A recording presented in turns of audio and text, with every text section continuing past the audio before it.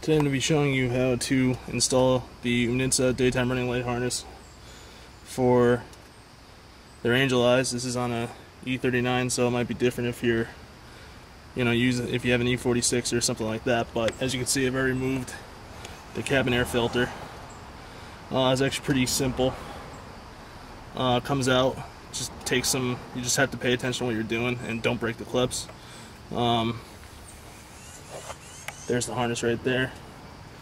What I'm going to do is basically tap into the accessory wire inside the DME compartment, and I'm going to use that as my trigger wire.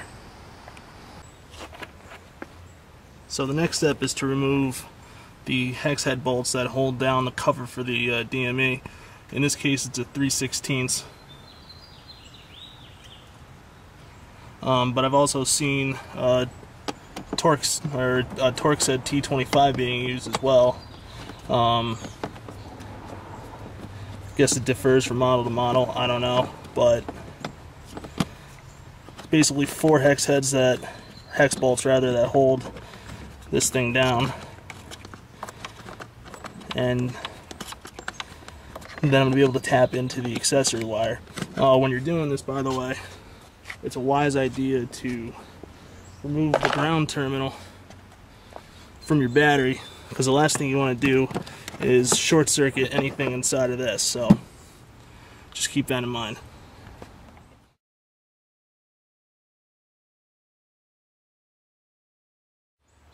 And to remove the ground, all you need is a 10mm socket wrench, and just pull the bolt right off of it and the terminal comes right off.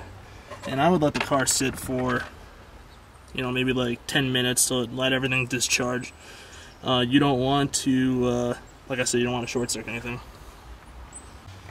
Alright, now the wire that I'm looking for is, you can sort of see it right here. It's red, white with some yellow on it. That is the accessories wire. And what I'm going to do is I'm going to use a T-tap to tap into it, and I'm going to run my trigger wire right into the T-tap. See, there you go, the T-tap is now in place, it's locked down. I just used a simple set of pliers to clamp it down. And now all you have to do is just put the trigger wire right into the back of it. Now the next thing I'm going to do is take the bolt off the top of the jump starter terminal, and that's what I'm going to use to power the power. And basically on the harness, it's going to be the red wire. Red is always positive. So just going to take that off, put this in, and see where I'm at after that. And then I have to figure out okay ground. Now I've just removed the bolt using a 3/4 inch socket wrench. As you can see, that's the positive for the jump starter terminal. And now I'm just going to take, let's see, we can take the wire and put it in there like that, and then I'm going to find a good ground. I just put the power terminal back together. It's all set in there. I'm not really liking how that wire's in there, but that's something I could fool around with later. I just grounded the ground to the top of the strut tower. That should be perfect, actually. Should work. I'll probably end up moving around that later because I have a strut brace that's going to go in. I'll actually do a do-yourself for that too, but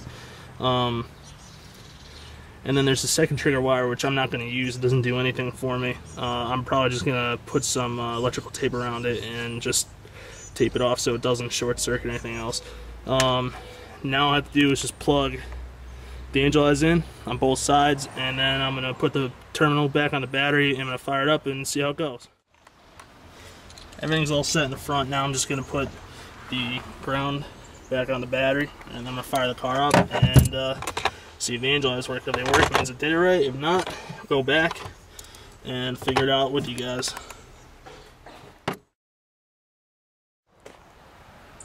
Alright, this is going to be the moment of truth to see if the harness works. What I'm going to have to do is go back in the car, the key onto position 2. Hear the fuel pump there.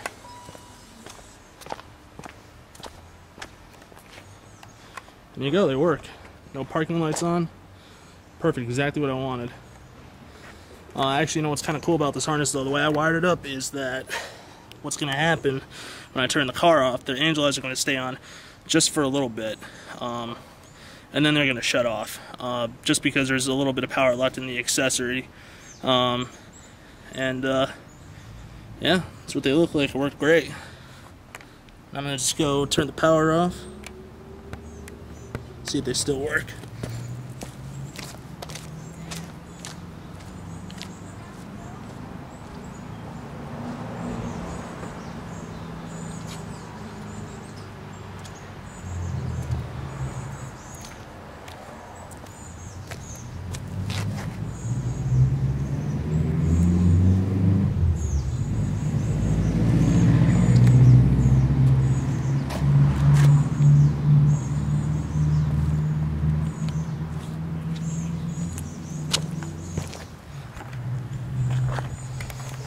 Well, that's the end of this install. Sorry if the camera is shaky during any point. I don't have a tripod or anything, which makes it a little bit tough to do two things at once, film and work. So, hopefully next time I do something, I'll actually have a tripod or something to put the camera on at the very least. So, that's all for today. I hope you learned something. Want to leave a comment, or you have a question to ask me, you know, just send me a message or post a comment. I'll try to get back to you as soon as I can. Thanks.